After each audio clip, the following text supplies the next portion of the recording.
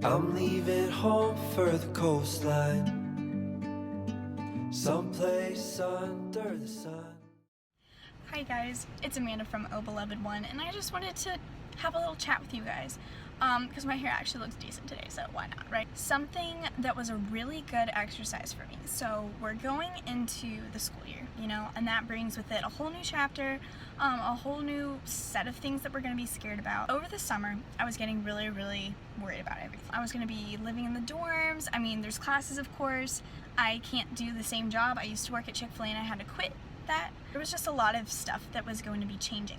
And so I always am always worrying about everything. So I was like, you know what? Stop this. I'm going to not worry about this. The way that I'm going to do this is, so I love lists. If you guys have stuck around Oh Beloved One videos before, you know that I love lists. So I actually opened up a notebook and wrote down everything that I was afraid of, and then I would bullet point underneath it, So maybe like one bullet point would be school, and then underneath I made it more specific because I'm just weird like that. So I would say, I'm worried about being sergeant of arms for my society, which is like the head graphic designer for the society. I'm worried about getting good grades. I'm worried about classes. I'm worried about when I'm going to graduate. Stuff like that. Just getting really specific. And so if you guys are worried, man, do that. Get out a fresh sheet of paper and literally just list things that you are scared of. Be as specific as possible, even if it's a dumb fear. Sometimes you'll write it down and you're like, I can't believe I'm actually scared about that. And even going back later, you'll be like, oh wow, can't believe I was scared about that.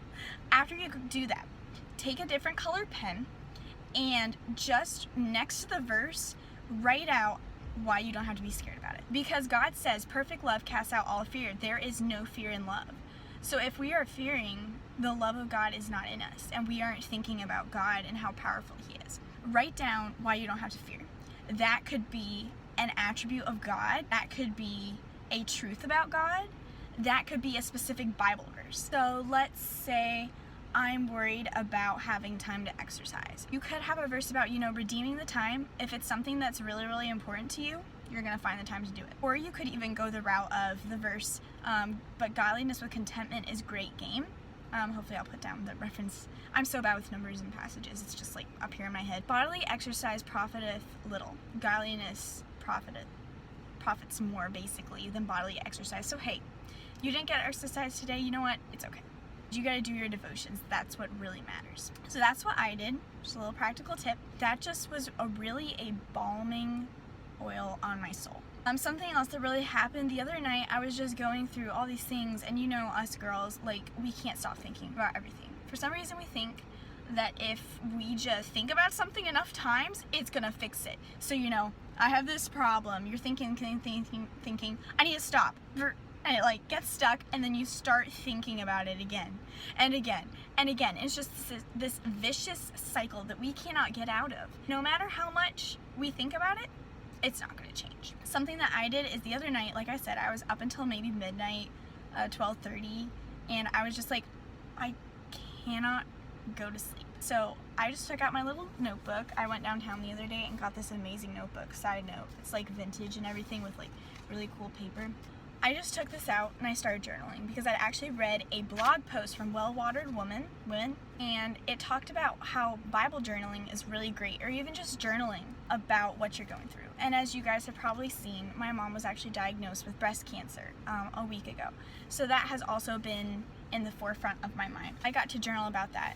And so I literally, let's see, 2, 3, I probably journaled like 7 pages. Just thoughts that I couldn't get out of my head. I had to get it on paper, and once I just dispensed it out, I was fine. So that might help you guys too, just writing it down on paper. And I just wanted to share with you guys real quick. Sometimes we have problems. The real problem is, and I'm reading from my journal because I said it pretty well. The problem is, I know God is the answer to all this, but I can't just God it. I need to slap truth on these festering wounds. Something that's also big. The word Ebenezer has been haunting me. I forget when I first heard about it, but it was before this summer. Basically, I was supposed to read the story of where Ebenezer shows up in the Bible, but basically it's something like, it's in 2 Samuel, and Samuel sets up this rock and names it Ebenezer. It means rock of help.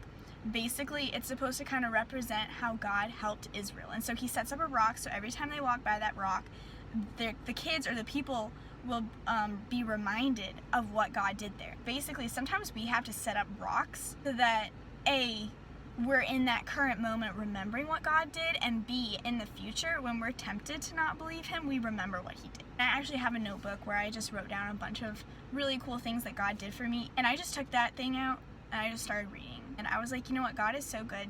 He has provided in the past. Why don't I believe he's going to provide in the future? Sometimes make sure that you are currently setting up things that will remind you in the future when you have those doubts again, because they're going to come. We're only human. We're sheep, always wandering. Make sure you set those up and you have things that you can look back on. Remember, what did God do for you this summer? What did God do for you last semester? And if you can't remember anything, if you can't come up with things, seek to know your God. Our God listens. And he does not hide his face. I was telling my friend Julia that last night. Our God does not hide his face. He wants to be known. I just hope that that was really encouraging to you. I know that we are entering a really scary season. And then, of course, with my mom's breast cancer and everything, it's just a season of worry. And I know that my God is bigger than that, and I hope that these practical tips will just help you guys to not fear. Because, like I said, perfect love casts out all fear. You can find us on obeloved1.com. I blog every week, once a week at least. Instagram, I'm on there all the time, trying to get better at that. You guys are beloved. Never forget that, okay? Bye.